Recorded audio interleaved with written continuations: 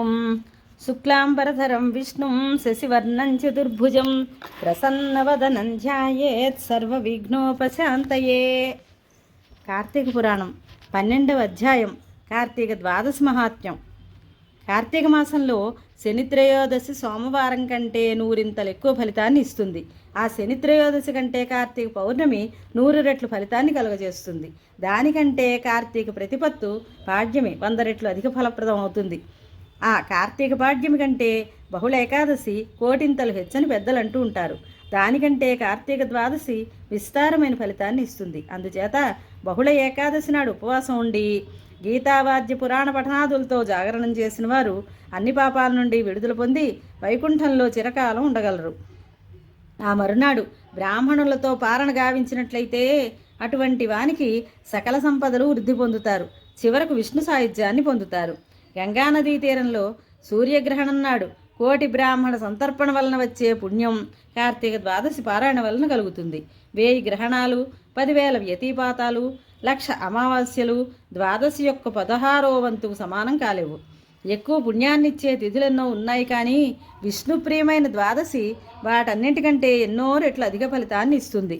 కార్తీక శుద్ధ ద్వాదశి నాడు శ్రీమన్నారాయణుడు నిద్ర నుండి లేచాడు. అందువలన ఆ తిథి స్వామికి ప్రియాతి ప్రియమైంది. ఆ రోజున ఒక్క బ్రాహ్మణికైనా అన్నదానం చేసిన వారు దేహాంతంలో విష్ణులోకం పొంది సకల సుఖాలు అనుభవిస్తారు.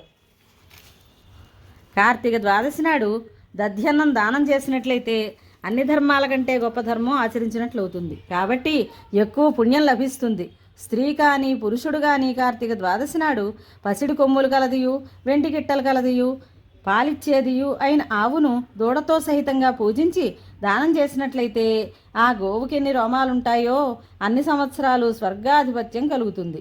కార్తీక ద్వాదశి నాడు భక్తితో వస్త్రదానం గావించినట్లయితే జన్మాంతరాల పాపాల నుండి విముక్తి పొంది విష్ణులోకం చేరుకోగలరు. దీనికి సందేహం లేదు.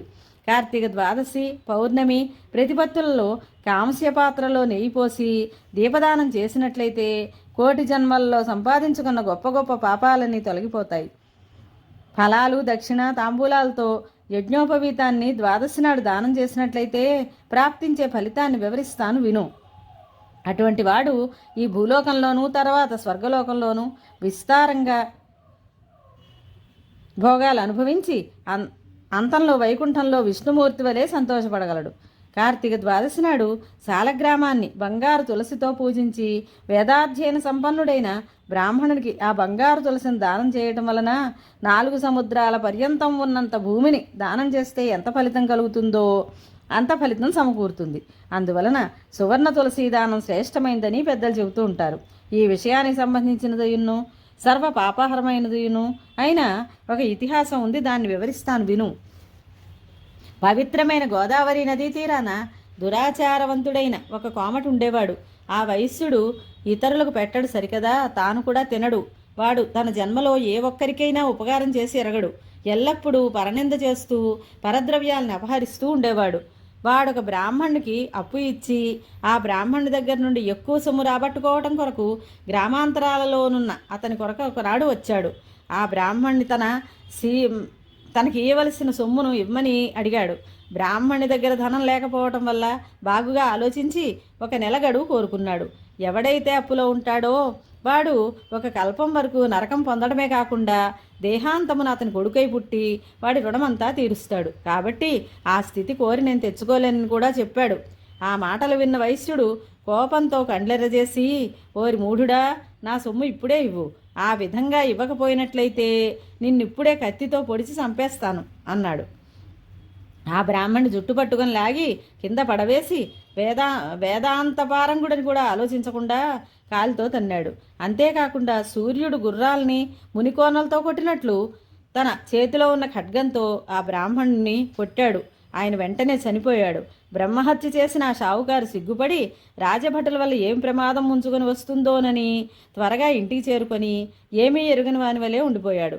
కొంతకాలానికి వాడి ఆయువు తీరటం వలన చనిపోయాడు. వెంటనే యమభటులు వారిని త్రాళ్లతో కట్టి యమపురికి ఈడ్చుకొని పోయారు. యమధర్మరాజు ఆజ్ఞ ప్రకారం వారిని రౌరవమనే నరకంలో త్రోశారు. అతని కుమారుడు ధర్మవీరుడని పేరుగాంచినవాడు సంపాదించుకున్నాడు. సదా ధర్మాల యందే ఆసక్తి కలిగి తన తండ్రి సంపాదించిన ధనాన్నంతా బావులు, చెరువులు, తోటలు, ప్రజా సౌకర్యం కోసం ఏర్పాటు చేయిస్తూ, వివాహాలు, ఉపనయనాలు చేయిస్తూ, యజ్ఞాలలో మిక్కిలి ఆసక్తి చూపిస్తూ, అన్ని వేళలా ఆకలి అని వచ్చిన వాళ్లకు, బ్రాహ్మణులకు, అన్ని వర్ణాల వారికి అన్నదానం చేస్తూ ఉన్నాడు. ఈ విధంగా కొంతకాలం గడిచేసరికి ఒకరోజు ఆ వైశ్యుడు బ్రాహ్మణులను అర్చిస్తూ ఉన్న సమయంలో వాని అదృష్టం వలన నారద మునీంద్రుల వారు వీణను మీటుకుంటూ గోవింద, నారాయణ, కృష్ణ, విష్ణు, అనంత, వైకుంఠ నివాసమూర్తి, శ్రీవత్స, విశ్వంభర, దేవదేవ, సమస్త దేవేశ, నమో నమోస్తుతే అని పాడుకుంటూ యమలోకాన్ని చూచిన తర్వాత అక్కడికి వచ్చాడు. నారద మునీంద్రుల వారిని చూసిన ధర్మవీరుడు ఆనందసాగరంలో మునిగిపోయి కంటి నుండి ఆనంద బాష్పాలు రాలుస్తూ సాష్టాంగ నమస్కారం చేశాడు. నారదుల వారు వారిని లేవనెత్తి కౌగిలించుకున్నారు. ఆ తర్వాత ఆ వైశ్యుడు అర్ఘ్యపాద్యాది విధులతో నారద మునీంద్రుల వారిని పూజించి, ఓ త్రిలోక సంచారి మునిశ్రేష్ఠ, మీ వంటి వారి రాక మా వంటి వారికి కడు దుర్లభం. నేను జన్మాంతరాల్లో చేసుకున్న పుణ్యం నేడు ఫలించింది. తమ దర్శన భాగ్యం వలన నా పుణ్యాలన్నీ సార్థకమయ్యాయి అని విన్నవించుకున్నాడు. నారద మహర్షి ధర్మవీరుని మాటలు ఆలకించి చిరునవ్వులు చిందిస్తూ, ఓ ధర్మవీరా, నా మాటలు సావధానంగా విను. కార్తీక ద్వాదశి హరికి మిక్కిలి ఇష్టమైంది. ఆనాడు చేసే స్నాన దానాదులు ఎల్లప్పుడూ విస్తార ఫలితాన్ని ఇస్తాయి. భాగ్యవంతుడైనప్పటికీ, దరిద్రుడైనప్పటికీ, యతి అయినప్పటికీ, వానప్రస్థుడైనప్పటికీ, బ్రాహ్మణుడు కానీ, క్షత్రియుడు కానీ, వైశ్య శూద్రులు కానీ, ఆడవాండ్రు కానీ ఎవరైనా తులారాశిలో సూర్యభగవానుడు చేరసలుపుతూ ఉండగా ద్వాదశి నాడు ఆదివారమున సాలగ్రామం దానం చేసినట్లయితే వారి పాపాలన్నీ నశిస్తాయి. నీ తండ్రి యమలోకంలో రౌరవం అనే మహాఘోరమైన నరకంలో నానా అవస్థలు పడుతున్నాడు. అతని పాపాలు నశించేందుకు కార్తీక ద్వాదశి నాడు సాలగ్రామదానం చేయి అని బోధించాడు. అప్పుడు ఆ వైశ్యుడు, స్వామి, గోవులు, భూమి, తిలలు, నువ్వులు, హిరణ్యం, బంగారం మొదలైన దానాలు చేయటం వలన ఏ ఫలితాలుంటాయో వాటికంటే మించిన ఫలితం శిలాదానం వలన కలుగుతుందా? సాలగ్రామ శిలాదానం వలన ప్రయోజనం ఉండదని నేను అనుకుంటున్నాను. ఎందుచేతనంటే అది ఆకలిని తీర్చలేదు. అందుచేత అటువంటి దానం చేయటం వలన నా వల్ల కాదు అని చెప్పాడు. మునీంద్రుల వారు ఎన్ని విధాలు చెప్పి చూసినా ప్రయోజనం లేకపోవటం వల్ల అదృశ్యమయ్యాడు. కొంతకాలం గడిచిన తర్వాత ధర్మవీరుడు మరణించాడు. నారదోపదేశాన్ని తిరస్కరించడం వలన, సాలగ్రామదానం చేయపోవటం వలన మూఢుడైన ధర్మవీరుడు 3 జన్మలు పులిగాను, 3 జన్మలు కోతిగాను, 5 జన్మలు ఎద్దుగాను, తర్వాత 10 జన్మలు స్త్రీగాను పుట్టి విధవాత్వాన్ని పొందుతూ 11వ జన్మలో ఒక యాచకుని కూతురుగా కలిగాడు. ఆ బిడ్డ పెరిగి పెద్దదై రూపలావణ్యాలు కలిగి పెండ్లియుడుకు వచ్చింది. ఆమె తండ్రి మంచి సంబంధం చూసి పెండ్లి చేశాడు. పెండ్లి జరుగుతూ ఉండగానే పెండ్లి కుమారుడు చనిపోయాడు. తల్లిదండ్రులు, వివాహానికి వచ్చిన బంధువర్గం దుఃఖం వల్ల కలవరపాటు పొందారు. అప్పుడు ఆ బ్రాహ్మణుడు దివ్యదృష్టితో ఆ వధువు పూర్వజన్మలో చేసిన కృత్యాలన్నీ గ్రహించి ఆ విషయాన్ని అందరికీ చెప్పాడు. ఆమెకు ముక్తిప్రదమును, జన్మాంతర కలుషహరమును, సుఖప్రదమును అయిన సాలగ్రామదానం చేయింపనించుకొని కార్తీక సోమవారం నాడు వేదాంగ పారంగుడైన బ్రాహ్మణ్ణి విధి విధానంగా పూజించి తన కూతురి పాపక్షయార్థం సాలగ్రామదానం చేయించాడు. ఆ దాన ఫలితం వలన ఆమె భర్త తిరిగి బ్రతికాడు.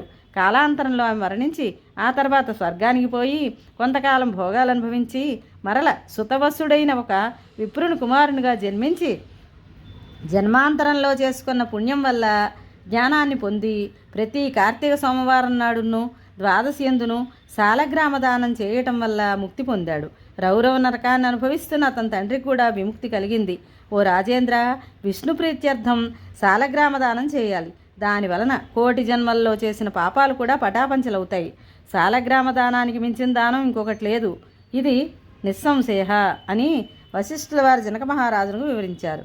ఇది శ్రీ స్కాంద పురాణ అంతర్గత కార్తీక మహాత్మ్యమందలి 12వ అధ్యాయం సంపూర్ణం. స్వస్తి.